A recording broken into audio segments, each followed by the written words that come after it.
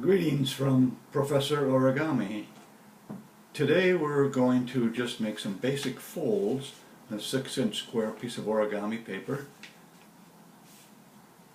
And the folds are going to lead to something, what's called a bird base, from which we will be able to make any number of other pieces of origami. The first thing we do with the square piece of paper, any color you wish, opposite colors on opposite sides are very useful. Make a diagonal fold from end to end, keeping the points as sharp as you possibly can. So sharp that, and make a soft fold, what I call a soft fold first, to make sure it's about where you want them. And then when you get them that way, then make the harder fold, and you can put it down on your surface and make that hard fold once you are satisfied that the soft fold gives you the sharp points that we want. And feel the points. You want them so sharp that you could use it as a weapon if necessary, and you could draw blood if you wanted to. Okay, so we have this diagonal piece folded across the middle. Now we're going to fold that across the middle again into another triangle in which we're going to have two very sharp edges, points, only they're going to be double and quadruple this time, but keep those points just as sharp as you possibly can. Again, so that you could use the triangle that we're left with as a weapon if you wanted to. They're so sharp. And then you've got some closed end here that doesn't have the open pieces, so you've got three corners of a triangle. And once you're satisfied after the soft fold, put it down on the table and fold it fairly tight, fairly hard, crease the fold. So we have something like this, correct? Something that looks like this.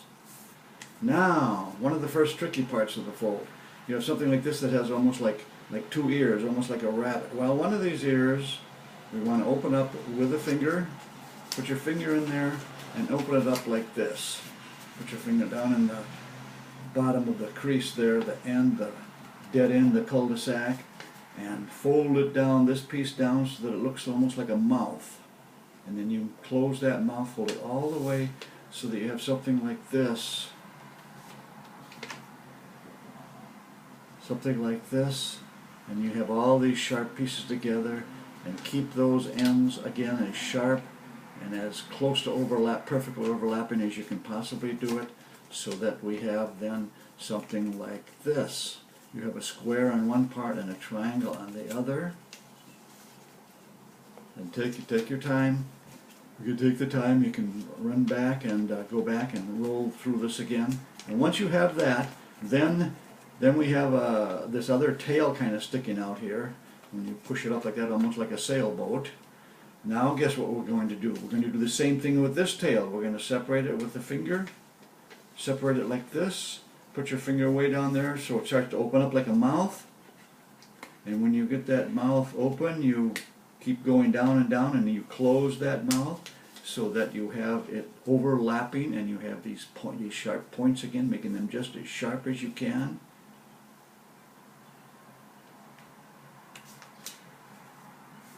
And so we end up with a square, only it's a very unique kind of square. We folded it in such a way as we can do other things with it, and we are halfway to almost doing what's called the bird base, but we do have a square in which we have lots of open points on one end. See all the sharp points there on one end, and on the other end, this end here, we have a bunch of closed points. Okay, now what we're going to do is to reinforce the diagonal fold through the square. Just fold it a couple of times and open it up again just to reinforce that diagonal square, because we're going to be using that right now. So what we've got is a square here, and make sure that the sharp points are toward the top. And now we're going to fold one of these edges in like this, toward the center, toward that center fold, so that you get a kind of a, well, it's going to end up looking like a kind of a Christmas tree, but you fold in one end so that you keep these points very sharp up here toward the top, just as sharp as you can possibly keep them, and you fold this one side toward the center, the one side toward the center, and run it right along that center line, right up to it. but not overlapping it. And then, so you've got this kind of thing, almost like a wing kind of, toward the center. And then you're going to do the same thing on the other side, matching that up, that same wing kind of, folding it in there, keeping those points just as sharp as you can make them at the top. As sharp as you can make them at the top. Bumping right up against the edge of the other one along that center line, but not overlapping, so that you end up with what looks a lot like a kind of a Christmas tree, you might say, at least on this one side. And now, guess what we're going to do? Right. We're going to turn it over and do the same thing on the other side. We're going to bend this layer toward the center, always keeping these points toward the top. The open points, the sharp points are at the top, and you're going to make this as close to the center line as you can. Keeping those points up there so that it's just as sharp as you can make it. And of course you know what we're going to do next. We're going to fold the other side in exactly the same way we did with the other three. Sometimes you have to use your fingernail to make sure to coax that kind of into becoming a nice sharp point here, so that you end up with, well, indeed, looks like a Christmas tree. And they butt right up against each other along the center line, but they do not overlap. And you have indeed what looks like a Christmas tree. Sharp points toward the top, right? The open points toward the top, and the closed point toward the bottom.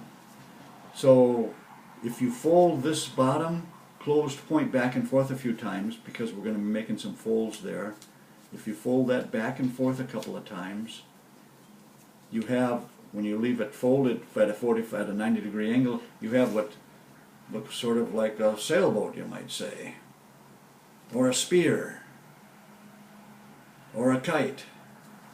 Now, what we're going to do, using this bottom end and keeping the sharp points toward the top always, we're going to unfold the Christmas tree. After we folded this end up, make sure to fold that up so you get a fold right along there, a nice crease there.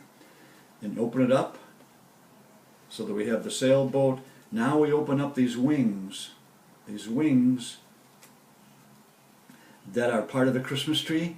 We open them up again, and we take the top layer from the top here, from the point, those open points, take the top layer only, take that top layer and fold it down kind of like this, right at that fold that we just made at the bottom of the sailboat. It folds right there, kind of again like a mouth, again. And then if you keep opening that mouth and keep opening that mouth at that fold, it becomes sort of like, it becomes, when you stretch it further and further and make sure these folds in there are allowing you to open it, as you stretch it open further and further, it becomes like a boat almost. Like a boat.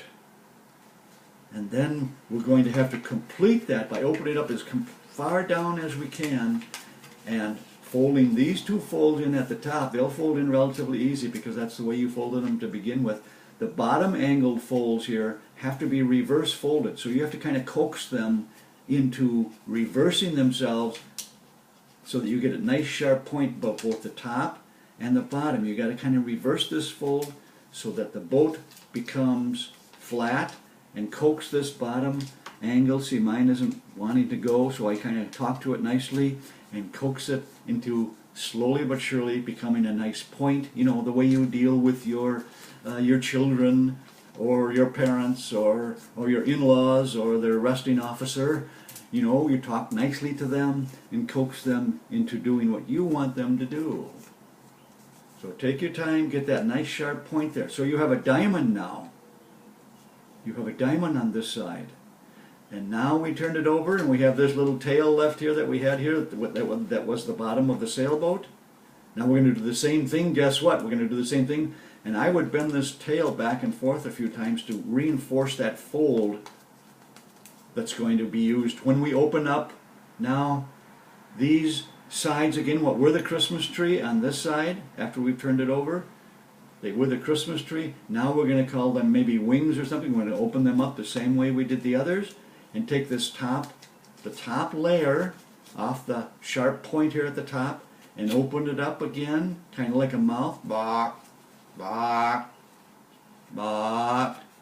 But now again we want to continue that mouth, allowing these folds to reverse down at the bottom and the folds to fold very nicely at the top because they've already been folded that way.